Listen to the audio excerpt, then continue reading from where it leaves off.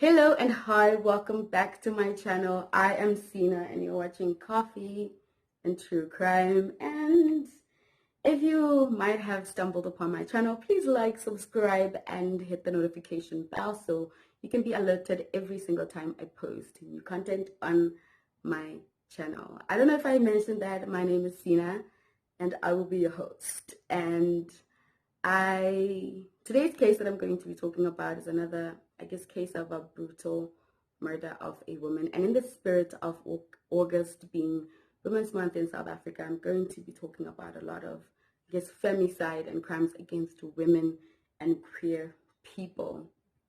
And before I get into the case, I just want to send out a brief disclaimer that I do not put out this content to hurt people, to trigger anyone, or to open any old wounds. If anything, I am doing these videos to keep the memories of those people alive and for documentation purposes.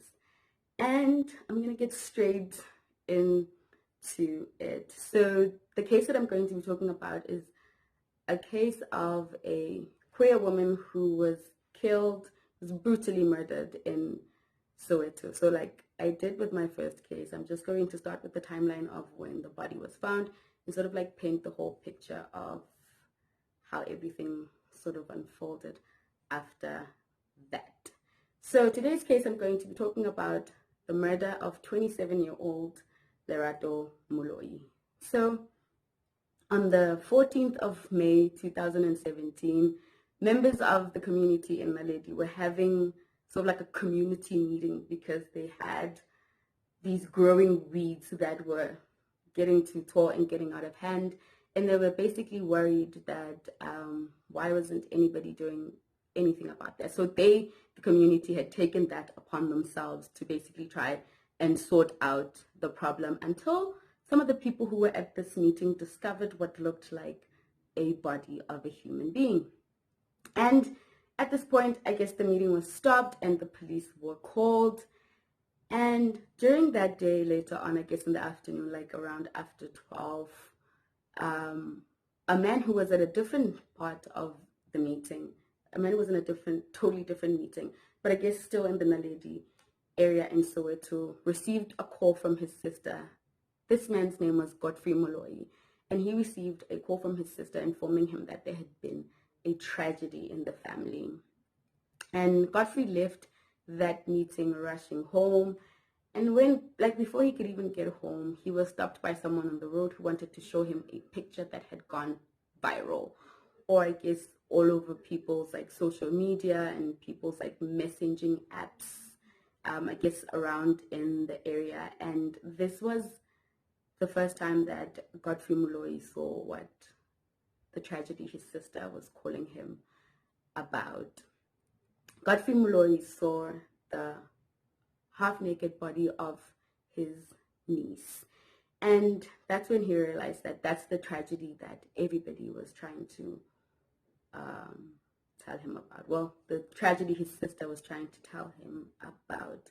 And at this point, Godfrey rushed home because he needed to be with his family. So I'm just going to quickly get into the picture that was shown to Godfrey Moloi. So the picture was a depiction of the 27-year-old Lerato Moloi's badly damaged, defaced, and harmed body. So this picture, I'm going to describe the picture, but I'll also put it up, but I'm not going to show it I'm not going to show anything that's going to trigger anyone, but I'll put it up with like my blasting sun on the side so that people get the idea. So the picture was basically of a body of a woman stoned. Half of the body was badly stoned, and her pants and her underwear were on her legs. And you could see that she had been sexually assaulted and raped and then murdered, I guess, with the stoning as the form of the murder. So Lerato was a 27-year-old woman who had been living with her aunt and her uncle since her parents died when she was young. And she was the breadwinner for her family. She worked at a pen manufacturing company part-time in South Africa, and she was actually due to start a new job on Monday when she was found dead on the Sunday. And this was an absolute tragedy for their family because they were like, number one, we don't know anyone who would want to do this. But also at the back of my head, I'm like, you're also thinking about what kind of people do we have in our community. And one of the things that one of Lerato's aunts said was that she was an absolutely friendly, happy, jolly person who just like had a lot of friends and was always into like making jokes and giving people pet names. She even gave her aunt the pet name of Dodo, which she absolutely loved, and they just describe her as this person who was absolutely lovable and easy to connect with. So that was another thing that was absolutely confusing about this case. Like, how could this beautifully spirited person who never gets into anything with anyone be killed in such a way? And one of Lerato's aunts actually spoke about what she thought I guess, the motive behind her killing might have been. So Lerato was a lesbian identifying woman, and Lerato at this point had been a lesbian for as long as everyone in her family could remember. She came out when she was 13, and she was always just like a tomboyish girl. She always had flat hair. She was always hanging out with boys. She just loved every single thing that was not as, I guess, girly, if people want to say that. But yeah, she was just always really, really a tough person who enjoyed doing masculine things. And her family was okay. Her family loved her for who she is. She was that, and that was that with them. They loved her. They accepted her. And even the community, they said that the community also accepted her, and the community wasn't homophobic according to them and what they thought, because Lerato also had a lot of friends who were queer just like her, and she lived in a relatively accepting neighborhood of queer individuals, because there was even a time when there was a soccer tournament in Soweto where like a whole team of lesbians played against a whole team of men, and everybody was just so there and sort of like celebrating and, I guess, enjoying the game and enjoying the fun. So that's even when her uncle was like, her murder is really an impossibility because he doesn't understand who could have done this. And so Lerato had went out the night before with a bunch of her friends to just go drinking, I guess, in the local tavern. And before she left, she told her aunt that she was going to be back soon and that she was going to go and get her Mother's Day gift first thing in the morning. And I guess that's one of the things that her aunt really holds onto, because she was, even right before the final moments of her life, she was still thinking about other people and how much she loved them and the things that she wanted to do for them. And so after a couple of days, and one of the statements that I also read was from her aunt, was that she definitely thought that this was a hate crime because of the way she was killed and, I guess, the motive of her killing. She also said that that it was a thing. Corrective rape is something that had been happening.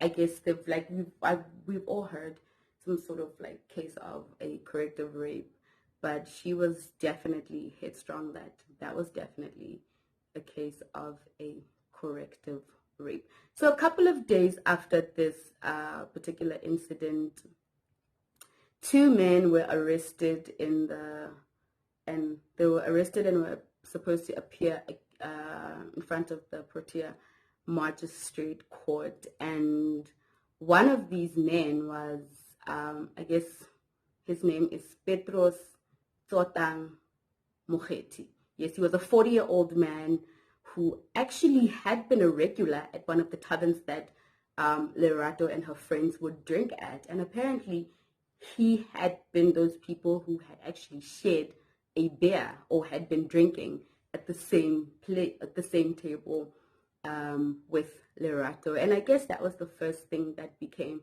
the motive, that this person had, I guess, proximity to the person that was found uh, brutally murdered and raped like that. And so two men were arrested, but the other man his charges were subsequently dropped because they said that they couldn't find evidence of him being involved.